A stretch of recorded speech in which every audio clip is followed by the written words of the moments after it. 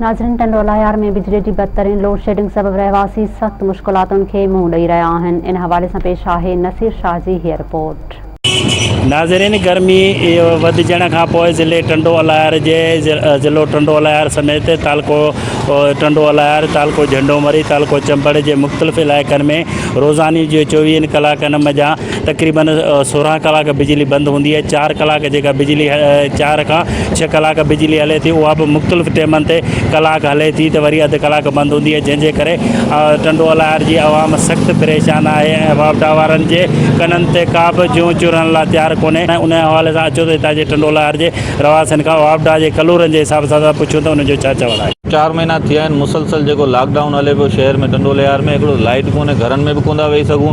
इंतज़ामिया चए थी SOPs ते अमल करियो, असीं घर में वेहूं था, लाइट कोन्हे, 12-12 कलाक जेको सॼो ॾींहुं लाइट कोन्हे, सॼो एतिरा परेशान आहियूं। शदीद गर्मी आहे, सिज बि तव्हां ॾिसो ॿाहिरि निकिरो केॾी हालति लॻी पई आहे। लाइट वारनि खे को अलाह को हिदायत ॾे त लाइट ॾियनि ताकी माण्हू जेको घरनि में वेही सघनि, SOPs ते अमल कनि। ऐं हिकिड़ो अॻे कोरोना जी वबा बि हले, 3 महीना थिया आहिनि घरनि में वांदा वेठा आहियूं, जेको कारोबार हिकिड़ो बंदि पियो आहे ऐं वरी ॿियो लाइट कोन्हे। महिरबानी करे लाइट ॾियो ताकी घर में त वेही सघूं। लोडशेडिंग वारनि ॼण जंजाल करे छॾियो आहे। 24 कलाकनि में तक़रीबन 12 खां 13 कलाक असांजे माना शहर टिंडोलाहियार शहर में जेको लाइट कोन्हे। बिल ॾिसूं त बिल तक़रीबन जेको आहे इहो 12,000 13,000, जंहिं असांजे घरनि में जेको आहे AC कोन्हे ऐं का सहूलियत कोन्हे। पखा 3 कमरा आहिनि, 3 कमरनि में 3 पखा लॻा पिया आहिनि, हिकिड़ो रूटर आहे, फ्रिज आहे। हुननि जो तक़रीबन 12 खां 13,000 रुपया हर मंथ बिल भरियूं था।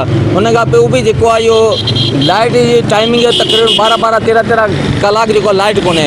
हाणे वफ़ाक़ी हुकूमत ऐं सिंध गवर्नमेंट चवे पई SOP ते अमल कयो। SOP ते छा अमल कयूं? सॼो ॾींहुं माना घर में कीअं वेहूं? भला लाइट त आहे कोन, त लाइट ॾियो या SOP ते माना अमल। असां त माना लाइट हूंदी त घरनि में पंहिंजे घरनि में वेहंदा।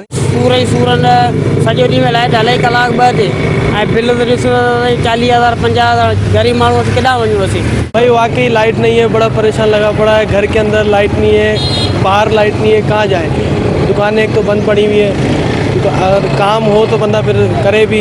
SOP के तहत हम काम करने को तैयार हैं, लेकिन वही बात हुकूमत खोलने तो दे, दुकानें नहीं खोलने दे रही है। जो कानून असां ते मुसलत कयो वियो आहे उन खे जेकॾहिं असीं फॉलो कयूं था त हीअ लोड शेडिंग असांखे मजबूर करे थी घरनि खां ॿाहिरि निकिरण ते। ऐं हेतिरी शदीद गर्मी में असीं घरनि में रही नथा सघूं त कोरोना वायरस जे पकड़जण जी इंतिहाई जेको आहे सो लामहदूद तादाद में अहिड़ा केस वधी सघनि था।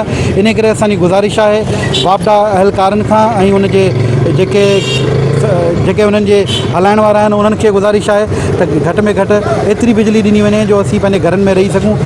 जीअं त नाज़रीन तव्हां ॿुधो त टिंडोलाहियार जे रवासियुनि जो चवणो त बिजली वारनि असांखे हिते तबाह करे छॾियो आहे ऐं बिजली वारा हथ वठी करे लोड शेडिंग करे ऐं असांखे पंहिंजो तड़पाए रहिया आहिनि। कैमरामैन टीम सां गॾु नसीर मोहम्मद शाह, मेहरान TV।